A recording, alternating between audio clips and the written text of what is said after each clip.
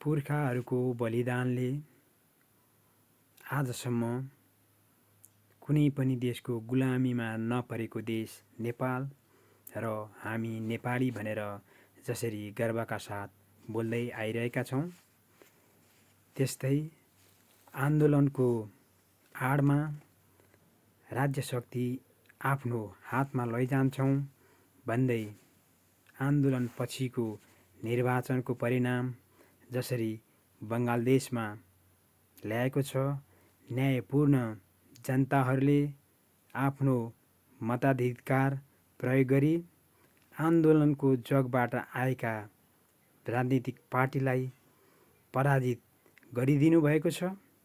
त्यस्तै हाम्रो देशमा पनि कालो बादलभित्र मडारिएको राजनीतिक परिवेशभित्रबाट उब्जिएको त्यस्तै खालको आन्दोलन यहाँ पनि भयो। अशान्त रह्यो देश, खरानी भयो।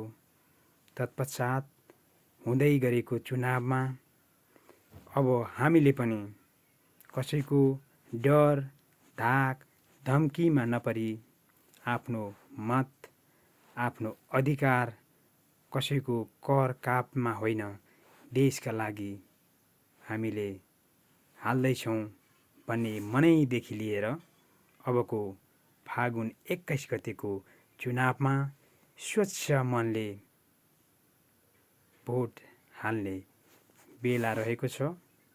सबैले सोचेर भोट गरौँ देशको लागि।